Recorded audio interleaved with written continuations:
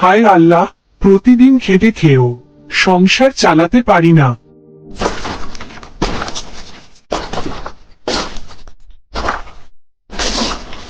হতাশ হইও না, রহিম আল্লাহ নিশ্চয়ই কোনো পথ দেখাবে।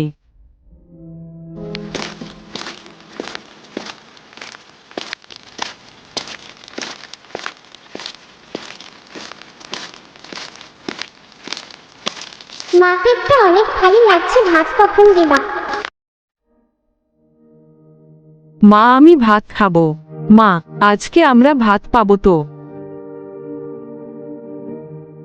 আমি জানি তোমাদের ক্ষুধা লেগেছে, বাড়িতে এমন কিছু নেই যে আমি তোমাদেরকে দিব।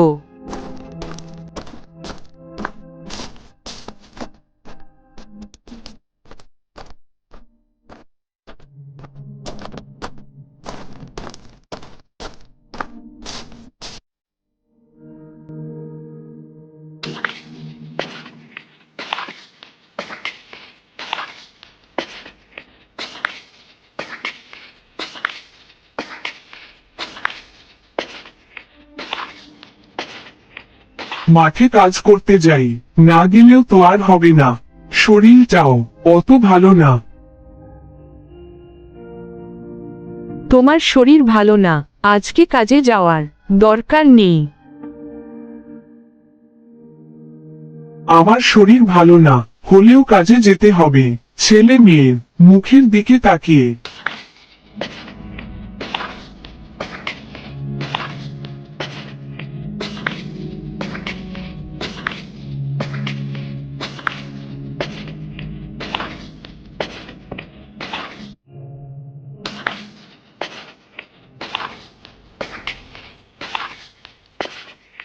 রহিম আস্তে আস্তে মাঠের দিকে যাচ্ছে।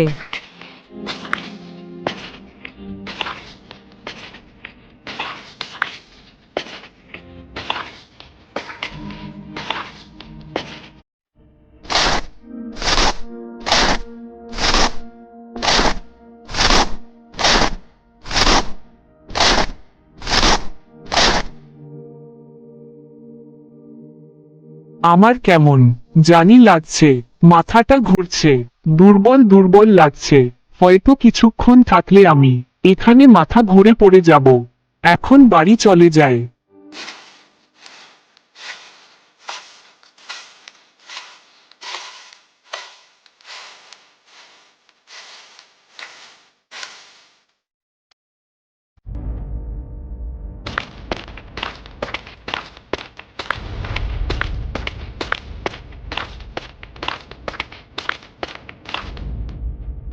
কি গো, তোমার কি খারাপ লাগছে?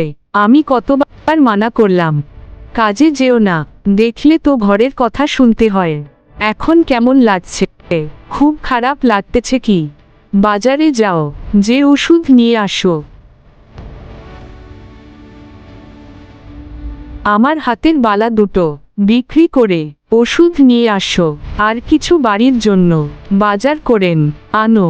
না না, আমি পারবো না তোমার হাতের বালা বিক্রি করতে। আমি পারবো না। এই বালা তোমার বাবার বাড়ি থেকে দিয়েছে।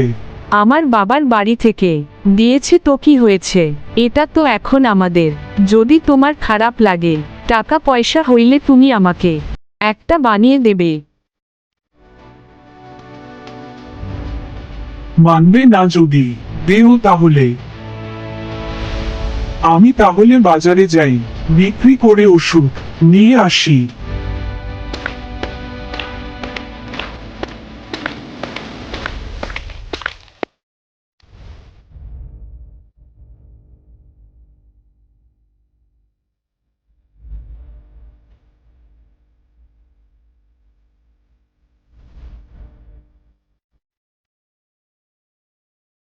মা, ভাত হয়নি, খুব ক্ষুধা পেয়েছে।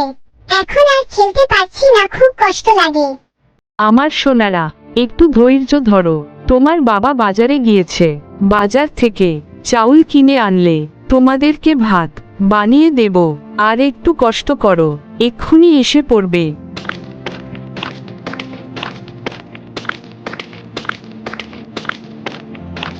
এই দাঁড়া, কোথায় যাবি? তোর হাতে কি ওটা? আমাকে দে। না না না, এটা আমি। দেব না কিছুতেই, মরে গেলেও দেব না। তোর কি করার আছে করো। তাহলে মর।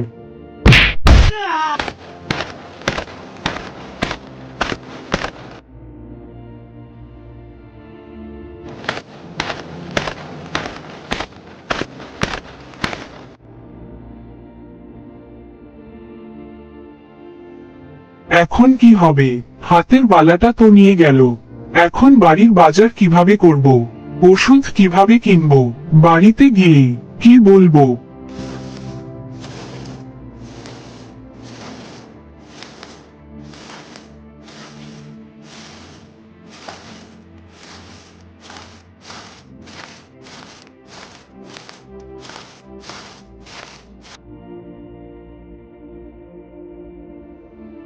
আহা কি সুন্দর ফুলের গাছ, দেখে মনে হয় প্রাণ জুড়িয়ে গেল।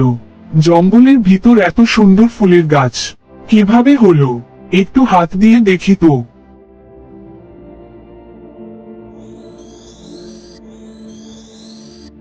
এই বালক, তুই আমার এই গাছে হাত দিয়েছিস। তুই বড় অন্যায় করে ফেলেছিস, তাই তোকে আমি মেরে ফেলবো। তুই খুবই অন্যায় করেছিস আমার এই গাছে হাত দিয়ে। তুই বাঁচবি না, তোর বংশকে শেষ করে দেব। আমাকে মেরো না, আমি তোমার কাছে মাফ চাই। আমার ঘরে ছোট্ট ছোট্ট দুটো সন্তান আছে, আমাকে মারলে তাদের কি হবে? আমাকে মারলে আমার কোনো আপত্তি নেই। আমি বেঁচে থেকেও লাশ হয়ে আছি, কেননা ছেলে মেয়ের মুখে দুটো ভাত তুলে দিতে পারি না। এই জীবন রেখে কি লাভ?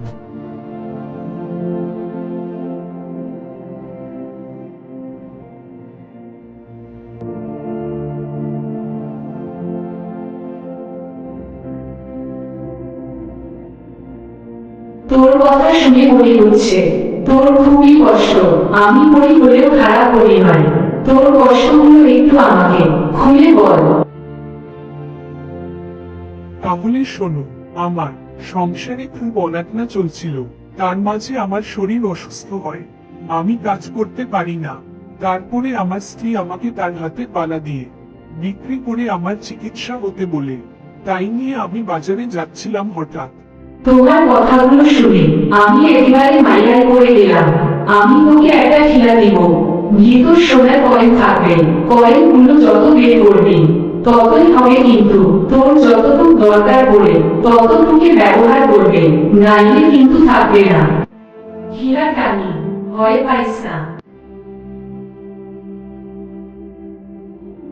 এখন তুই বাড়ির দিকে চলে যা। যাওয়ার সময় পিছন দিকে তাকাবি না। তুই বাড়ি চলে যা, আমি যাচ্ছি তোর বালা চলছে শেষ করতে।